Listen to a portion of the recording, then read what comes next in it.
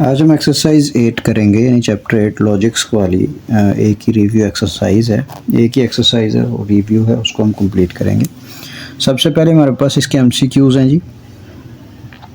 पहला क्वेश्चन है, 4 options are given against each statement, in circle the correct option. सही वाली ऑप्शन को करेक्ट करना है, सर्कल करना है। Which of the following expression is often related to inductive reasoning. Inductive reasoning में ये कौन सी ऑप्शन होगी जी? Based on repeated experiments. Inductive reasoning क्या होती है? If and only if statement. Inductive reasoning जो है वो रिपीटेड एक्सपेरिमेंट्स पे बेस करती है, यानी बार बार कोई एक्सपेरिमेंट किया जाए, उसका आंसर सेम आए, तो उसे हम कहते हैं कि ये इंडक्टिव रीजनिंग है। नेक्स्ट हमारे पास है, यानी इसका पार्ट ए हुआ। नेक्स्ट हमारे पास है जी, which of the following sentences describe deductive reasoning. Deductive reasoning क्या है? जनरल इसमें जी, draw conclusion from well known facts, यानी ऐसे फैक्ट्स जो हर बंदे को पता है, वेल नोन है, यानी यूनिवर्सल ट्रूथ्स हैं, उनसे जो चीज़ निकाली जाएगी, उनसे जो स्टेटमेंट्स निकाली जाएंगी, उनको हम डिडक्टिव रीजनिंग कहेंगे। यानी इंडक्टिव रीजनिंग में एक्सपेरिमेंट्स होते हैं, बार बार उनका आंसर जो आता है वो सेम होता है, उसे हम इंडक्टिव रीजनिंग बोलते हैं। और डिडक्टिव रीजनिंग क्या है जी? कि एक ऐसा फैक्ट है जो यूनिवर्सली नाउन है, यानी जो प्रूफ्ड है, और उससे हम दूसरे जो रिजल्ट्स निकालेंगे वो डिडक्टिव रीजनिंग से निकलेंगे। नेक्स्ट है जी, which one of the following statement is true. इनमें से ट्रू स्टेटमेंट कौन सी है? Set of integers is finite. Integers का सेट फाइनाइट तो नहीं होता है, इनफाइनाइट है, ख़त्म नहीं होते integer. Sum of the interior angles of a quadrilateral is always 180, तो 180 तो ट्रायंगल का होता है। By 22/7 is not irrational number जी, तो ये रैशनल नंबर है। 22/7 जो है ये रैशनल नंबर है। अगर ये रैशनल है तो इसका मतलब है कि ये इरेशनल नहीं है, तो इसका मतलब ये स्टेटमेंट ट्रू है। C, isosceles triangles equilateral triangles, isosceles equilateral नहीं होती, इक्विलेटरल और आइसोसेलेस और है। फोर्थ पार्ट है जी, फोर्थ पार्ट है इसमें, which of the following statement is best to represent the negation of the statement stove is burning. तो इसकी हमने नेगेशन करनी है, stove is burning, stove is not burning, ये इसकी नेगेशन हो जाएगी। फोर्थ क्वेश्चन है जी हमारे पास कि conjunction of two statements P and Q is true when. यानी कंजक्शन क्या है? ये है P एंड Q, एंड है तो दोनों जब ट्रू होंगे, T एंड T दोनों ट्रू होंगे तो कंजक्शन ट्रू होगी। तो इसमें आप जिसमें दोनों में ट्रू हैं, तो both P and Q are true, तो कंजक्शन ट्रू होगी, बी पार्ट। नेक्स्ट हमारे पास है जी 6 part, conditional is regarded as false only when. Conditional statement क्या है? कंडीशनल स्टेटमेंट है जी P इम्प्लाइज Q, ये है कंडीशनल स्टेटमेंट। इसमें एंटीसीडेंट कहते हैं इसके पहले वाले पोर्शन को, और कॉन्सिक्वेंट कहते हैं बाद वाले पोर्शन को। कंडीशनल में पहला एंटीसीडेंट, दूसरा कॉन्सिक्वेंट। तो ये फॉल्स कब होता है? जब ये ट्रू होता है एंटीसीडेंट और ये फॉल्स होता है, यानी ट्रू फॉल्स होगा तो कंडीशनल आंसर देगा फॉल्स, अदरवाइज हमेशा ट्रू आंसर देगा। Antecedent is true and consequent is false, तो इस तरह ये आंसर देगा। Next contrapositive of Q implies P। Q implies P, यानी ये कंडीशनल है, इसका हमने कंट्रा पॉजिटिव निकालना है। तो कंट्रा पॉजिटिव क्या होता है जी? कंट्रा पॉजिटिव में P को पीछे लेके आना है, इनकी इन्वर्ट करना होता है, और साथ में इसको निगेट भी करना होता है, यानी इन्वर्ट भी करना है और निगेट भी करना है, तो ये कंट्रा पॉजिटिव हो जाता है। तो ये कंट्रा पॉजिटिव है, इसको देख लें, P पहले है, Q बाद में है, और दोनों नेगेटिव हैं, तो ये कंट्रा पॉजिटिव बनेगा। नेक्स्ट है the statement every integer greater than 2 is sum of 2 prime numbers is. यानी ये स्टेटमेंट क्या है इनमें से? थ्योरम, कंजेक्चर, एक्सोइम और पोस्टुलेट में से। तो every integer greater than 2 is sum of 2 prime numbers, 2 से बड़ा हर इंटीजर 2 प्राइम नंबर से मिलके बना होता है, ये कंजेक्चर है। ये थ्योरम एक्सोइम नहीं हो सकता, ये कंजेक्चर है। नेक्स्ट हमारे पास आता है 9th part, the statement a straight line can be drawn between any two points. कोई भी दो पॉइंट्स हैं उनके दरमियान स्ट्रेट लाइन ड्रा हो सकती है। ये क्या है जी? थ्योरम, कंजक्चर, एग्जाम और लॉजिक है। ये एग्जाम है, ठीक है। नेक्स्ट है the statement the sum of the interior angle of triangle is 180 degrees. ये हमारे पास थ्योरम है, ठीक है। तो ये थ्योरम, कंजक्चर, एग्जाम क्या होते हैं, पोस्टुलेट्स क्या होते हैं, या आप इनकी डेफिनेशंस पढ़ें। जैसे यानी ये हमारे पास ऐसी कोई फैक्ट है जिसको प्रूव किया जाता है, ये थ्योरम है। एक थ्योरम के डिफरेंट पार्ट्स हों, 2-3, तो उनको हम पोस्टुलेट्स बोल देते हैं। और अगर एक थ्योरम से हम कोई और थ्योरम यानी कोई और चीज़ ड्रा करें डिडक्टिव रीजनिंग से, तो उसे हम एग्जाम बोल देते हैं। और कोई ट्रूथ है जो उसको प्रूव करने की ज़रूरत नहीं है, ऑटोमेटिकली प्रूव्ड है, तो वो कंजक्चर हो जाएगा, जैसे यहाँ पे है। नेक्स्ट हमारे पास इसका क्वेश्चन नंबर 2 है इस एक्सरसाइज का, उसको हम सॉल्व कर लेते हैं। लिखा है जी, right the converse, inverse and contrapositive of the following conditional. तो हम इन कंडीशनल्स के कन्वर्स, इनवर्स एंड कंट्रापोजिटिव लिखेंगे। तो अगर पहला कंडीशनल है हमारे पास not p and implies q, इसका हमने कन्वर्स निकालना है। कन्वर्स क्या होता है? कन्वर्स में हम इनको जगह को बदल देते हैं, क्यू को यहाँ ले आते हैं और इसको उधर, यानी क्यू इम्प्लाइज नॉट पी, ये हो गया इसका कन्वर्स, ठीक है। नेक्स्ट हम इसका इन्वर्स करेंगे। इन्वर्स में हम इसको दोनों, ये जो हमारी स्टेटमेंट थी, इस स्टेटमेंट में साइन को चेंज कर लेंगे। यानी अगर नॉट पी है तो इसको पी बनाएंगे, और अगर इधर क्यू है तो ये नॉट क्यू, ये इसका इन्वर्स हो जाएगा। उसके बाद हमारे पास आते हैं कंट्रापोजिटिव। कंट्रापोजिटिव में क्या करते हैं कि इसको इन्वर्ट भी करते हैं और साइन भी चेंज करते हैं। जैसे ये P इधर था, इधर चला जाएगा, Q इधर था, इधर आ जाएगा। P के साथ नॉट था, यहाँ नॉट नहीं लगेगा, Q के साथ नॉट नहीं था, यहाँ लगेगा। तो ये इसका कंट्रापोजिटिव हो जाएगा। ये पहला पार्ट इसका हो गया, ठीक है ना जी। नेक्स्ट इसी तरह आप ये लिखा करेंगे, कंट्रापोजिटिव है, ये इनवर्स है, ये कन्वर्स है। नेक्स्ट हमारे पास सेकंड पार्ट है जी, Q इम्प्लाइज P। तो इसका कन्वर्स क्या बनेगा? इसका कन्वर्स होगा P इम्प्लाइज Q, यानी उल्टा हो गया। इन्वर्स क्या बनेगा? इन्वर्स में इनके साइन चेंज होंगे, यानी not Q implies not P। और कंट्रापोजिटिव इसका क्या बनेगा? ये वाला जो है not P implies not Q, इस तरह इसका कंट्रापोजिटिव बनेगा। थर्ड पार्ट देख लें इसका, not P implies not Q, इसका कन्वर्स क्या होगा हमारे पास? इस जगह बदल लें इनकी, not Q implies not P। और इन्वर्स क्या होगा?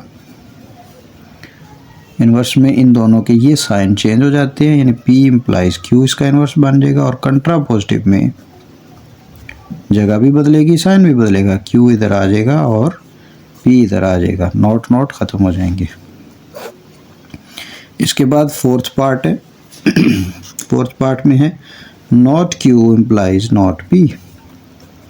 तो इसके कन्वर्स में हम क्या करेंगे? जगह बदलेंगे, not P implies not Q, ये इसका कन्वर्स हो जाएगा। इन्वर्स में हम क्या करते हैं जी? दोनों की साइन बदलते हैं, नॉट है दोनों में, ख़त्म होगा। और कंट्रापोजिटिव में साइन भी बदलते हैं और जगह भी बदलते हैं। जगह पहले P पीछे आ जाएगा और Q P implies Q, not not ख़त्म हो गए, साइन भी बदल गए। इस तरह इनके कंट्रापोजिटिव भी निकाले जाएंगे। नेक्स्ट हमारे पास इसका क्वेश्चन 3 है, इसको ज़रा देख लें क्या है। लिखा है right the truth table of the following. Truth table लिखना है। ट्रूथ टेबल क्या होता है? ट्रूथ टेबल में सारी पॉसिबल वैल्यूज़ को लिखा जाता है। अभी हमारे पास ट्रूथ टेबल, हमने पहला पार्ट इसका इधर करना है जी, नॉट P एंड Q और एंड नॉट Q, इसका हमने ट्रूथ टेबल बनाना है। तो हमारे पास इसमें दो ही स्टेटमेंट्स हैं, P एंड Q। हम यहाँ पे लिखेंगे P, फिर हम यहाँ पे लिखेंगे Q, सॉरी इधर Q लिखेंगे, पी और क्यू। तो पी की total possible answers true, true, false, false, ये ट्रू फॉल्स, ट्रू फॉल्स। ये कैसे लिया जी मैंने ये दो हमारे पास स्टेटमेंट्स हैं, तो 2 की पावर 2 लिए हमने, 4 आया, तो 4 दफ़ा हमें इसकी स्टेटमेंट्स बनानी है, तो इसलिए मैंने ये ट्रीटी ट्रू एफ ले लिया। 4 स्टेटमेंट्स बना रही, 2 ट्रू के 2 फॉल्स के, और क्यू में एक ट्रू एक फॉल्स, एक ट्रू एक फॉल्स, इस तरह ये पी क्यू बन गया। उसके बाद हमें चाहिए जनाब ये ब्रैकेट्स को पहले सॉल्व कर लें। ब्रैकेट्स में एक तो ये नॉट क्यू है, नॉट क्यू ले लें यहाँ पे। पहले हम इसको कर लेते हैं पी एंड क्यू वाले को, यहाँ पी और क्यू आ गया, ये है और में वो होगा जिसमें दोनों ही ट्रू होंगे, सॉरी और है ना, तो कोई एक भी ट्रू हो जाए तो ट्रू होगा, बाकी दोनों फॉल्स होंगे तो फॉल्स होगा। टी ट्रू है, पी ट्रू है या क्यू, दोनों में से एक ट्रू है, पी ट्रू है, ये ट्रू आ जाएगा, ये ट्रू है तो ट्रू आ जाएगा, दोनों फॉल्स है तो यहाँ फॉल्स आएगा।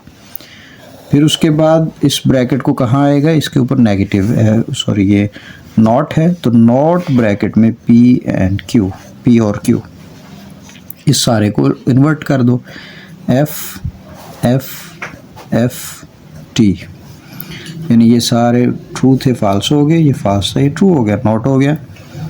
नेक्स्ट उसके बाद इस ब्रैकेट को सॉल्व करें, ये क्या है नॉट क्यू, नॉट क्यू का मतलब क्यू का इन्वर्ट, टी है तो एफ कर लें, एफ है तो टी कर लें, टी है तो एफ कर लें, एफ है तो टी कर लें। नेक्स्ट लास्ट हमारे पास है ये पूरी स्टेटमेंट है, पी क्यू और नॉट क्यू, इस और इसका और ले लें, और का मतलब है जो दोनों में फॉल्स है तो फॉल्स है वरना ट्रू है, तो ये फॉल्स हुआ, दोनों में फॉल्स है, ये ट्रू हुआ क्योंकि इधर ट्रू है, ये फॉल्स हुआ क्योंकि दोनों में फॉल्स है, ये दोनों में ट्रू है तो ट्रू है, तो ये हमारा आंसर बन गया। नेक्स्ट हम इसका सेकंड पार्ट देखते हैं।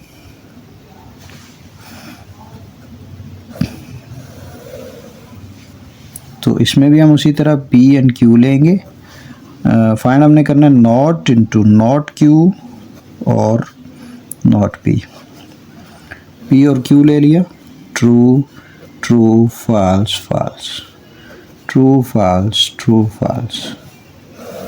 ब्रैकेट के अंदर वाले को पहले सॉल्व करेंगे, ये नॉट क्यू नॉट पी, तो यहाँ नॉट क्यू नॉट पी पहले सॉल्व होगा, बाद में इन दोनों का यूनियन निकलेगा, नॉट पी और नॉट क्यू, और फिर उसका इन्वर्ट लास्ट पे निकलेगा,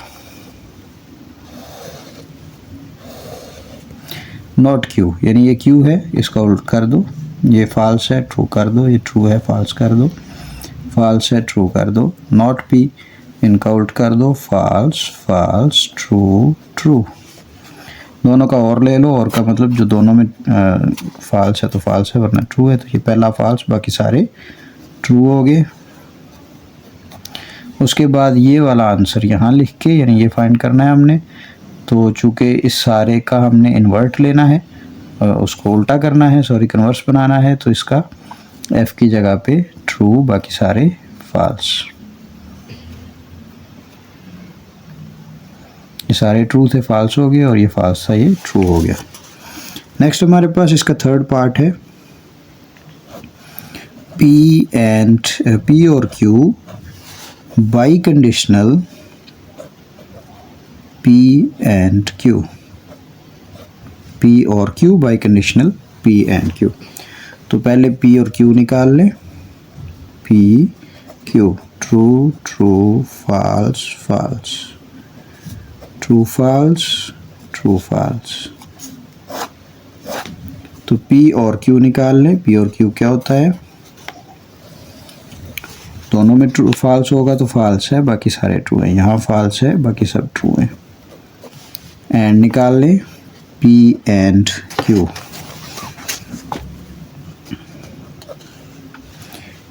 पी एंड क्यू क्या है जी, पी एंड क्यू है दोनों में ट्रू है तो ट्रू है वरना फॉल्स है, ये पी और क्यू दोनों ट्रू हैं तो ट्रू है वरना फॉल्स है, तो ये भी फॉल्स, ये भी फॉल्स, ये भी फॉल्स। नेक्स्ट हम इसका बाई कंडीशनल निकालेंगे, वो है पी और q by conditional P and Q, इन दोनों का बाई कंडीशनल लेना है हमने। तो इन दोनों में जब दोनों ट्रू हैं तो वो ट्रू है, दोनों फॉल्स हैं तो भी ट्रू है, अदरवाइज अगर एक ट्रू एक फॉल्स है तो फिर दोनों फॉल्स हैं। ये बाई कंडीशनल है। क्वेश्चन 8 में उसने कहा कि फार्मूलेट सिंपल डिडक्टिव प्रूफ्स, हमने डिडक्टिव प्रूफ्स निकालने हैं। For each of the following algebraic expression proof left hand side is equal to right hand side. पहला पार्ट है proof that x minus 4 square plus 9 is equal to x square minus 8x plus 25। ये पहला part है। हमने क्या किया कि left hand side से स्टार्ट कर लिया। लेफ्ट हैंड साइड है इसकी x माइनस 4 स्क्वायर प्लस 9। तो फिर हमने क्या किया कि देखें, क्योंकि x माइनस 4 का स्क्वायर है तो हम इस स्क्वायर को 2 दफ़ा लिख सकते हैं। स्क्वायर को हम लिख सकते हैं x minus 4 into x minus 4। क्यों लिख सकते हैं? क्योंकि हमने पढ़ा हुआ है कि x की पावर m और x की पावर n हो तो वो इक्वल होता है x की पावर m प्लस n के। यानी ये यहाँ पावर 1 है, यहाँ भी 1 है, 1 प्लस 1 2। इस पावर 2 को हमने 1 और 1 अलग अलग कर लिया। ये रूल लगाया हमने, आगे रूल को एक्सप्लेन भी कर दिया। नेक्स्ट हमने क्या किया, हमने मल्टीप्लाई करना है, यानी डिस्ट्रीब्यूटिव लॉ लगा लें। ये x माइनस 4 x के साथ और 4 के साथ अलग अलग डिस्ट्रीब्यूट हो गया।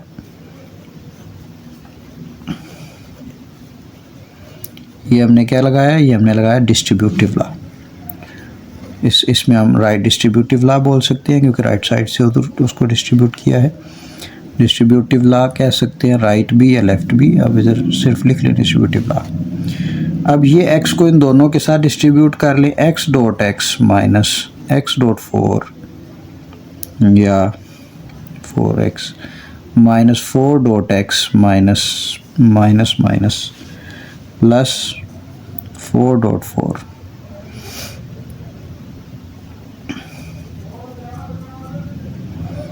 प्लस 9। ये हमने क्या किया, फिर से डिस्ट्रीब्यूटिव लॉ लगाया।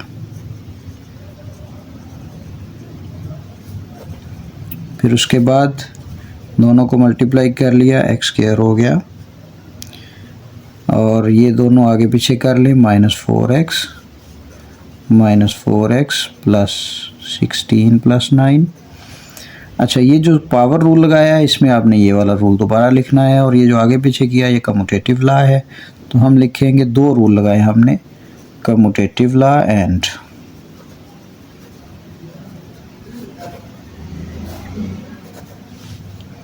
x की power m plus n is equal to x की power n m into X की पावर n।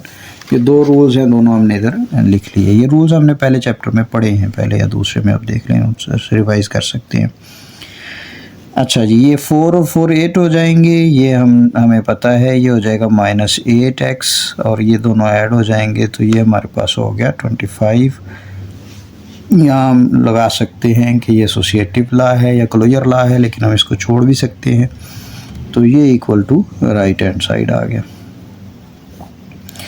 तो ये प्रूफ हो गया। इधर आप लिख लें, सिंस लेफ्ट हैंड साइड का आंसर राइट हैंड साइड के इक्वल आया, हैंस वेरीफाइड, हैंस प्रूव्ड। ये इसका पहला पार्ट है। क्वेश्चन 8 का सेकंड पार्ट है जी, x plus 1 square minus x minus 1 square equal to 4। Left hand side को हम लिखेंगे, वो है x plus 1 square minus x minus 1 square. उसके बाद ये जो स्क्वायर है इसको हम 2 दफ़ा लिख लेंगे और इसके लिए हमने वही रूल अप्लाई किया जो पीछे हमने क्वेश्चन 8 में अप्लाई किया था कि x की power m plus n is equal to x की पावर m डॉट x की पावर n। अच्छा, ये माइनस की वजह से हम इसके ऊपर ब्रैकेट लगा लेंगे ताकि ये माइनस जो है ये हमें परेशान ना करें। डिस्ट्रीब्यूटिव लॉ लगाएंगे, x के साथ x प्लस 1 को और फिर प्लस 1 के साथ x प्लस 1 को। यानी ये x+1 दोनों के साथ अलग अलग लिखा गया। ब्रैकेट के अंदर भी ऐसे ही x के साथ x-1 और -1 के साथ x-1। ये हमने राइट डिस्ट्रीब्यूटिव लॉ लगाया, हम इधर लिखेंगे डिस्ट्रीब्यूटिव लॉ।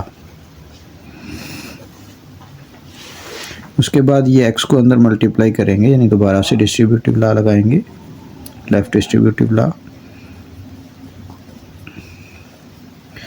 इधर भी डिस्ट्रीब्यूटिव लॉ है, x.1 या 1.x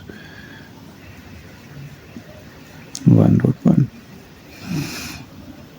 और ये क्या हुआ, ये डिस्ट्रीब्यूटिव लॉ दोबारा से इसको अगेन लिखेंगे। ये x² प्लस मल्टीप्लाई हो गया आइडेंटिटी के x+1 माइनस ब्रैकेट में x² minus x minus x plus 1। यहाँ एक तो ये वाला लॉ लगा और एक आइडेंटिटी, यानी x mn m+n is equal to xm xn and identity. दो लॉज हमने यहाँ पे लगाए। ये 2x+1 माइनस ये 1 डॉट है 2x+1।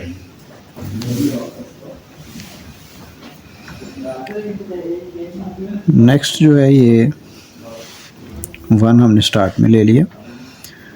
जो 1 स्टार्ट में लिया है ये आइडेंटिटी है, इधर लिख लें कि हमने आइडेंटिटी लगाई। -1 को इन तीनों से मल्टीप्लाई करें, जिसे हम डिस्ट्रीब्यूटिव लॉ कहते हैं। 1.x minus minus minus plus 2x plus -1।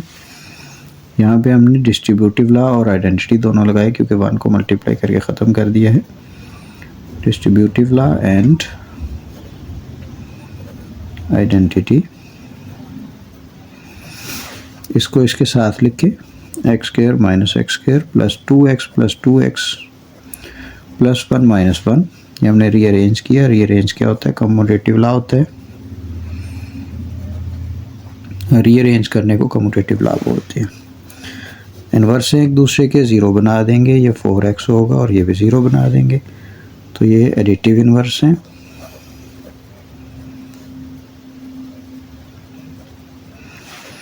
और ये 0 ख़त्म होके ये बनेगा, और ये 0 चूँकि एडिटिव आइडेंटिटी है तो यहाँ पे हम लिखेंगे ये एडिटिव आइडेंटिटी है।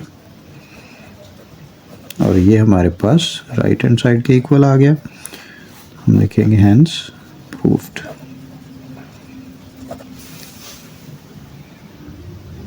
का थर्ड पार्ट है, वो क्या है जी, वो है x प्लस 5 का स्क्वायर माइनस x माइनस 5 का square is equal to 20x। Left hand side ले लें। लेफ्ट हैंड साइड क्या है हमारे पास, वो है x plus 5 square minus x minus 5 square. Square है तो हम 2 दफ़ा लिख लेंगे, x प्लस 5 माइनस इधर x माइनस 5। ये रूल हमने पढ़ा हुआ है, वो क्या है, वो है x की power m plus n is equal to x की पावर m डॉट x की पावर n। डिस्ट्रीब्यूटिव लॉ लगा लें, x के ऊपर x प्लस 5 डिस्ट्रीब्यूट हो गया, प्लस 5 के ऊपर x प्लस 5 डिस्ट्रीब्यूट हो गया, यानी ये वाली वैल्यू दोनों के साथ या ये वाली वैल्यू दोनों के साथ, जैसे भी आप समझें। ब्रैकेट लगा के इसके ऊपर भी डिस्ट्रीब्यूटिव लॉ लगा लें, क्योंकि माइनस है तो ब्रैकेट लगाना ज़रूरी है। तो x के साथ x माइनस 5 और माइनस 5 के साथ x माइनस 5। ठीक है जी, ये डिस्ट्रीब्यूटिव लॉ है।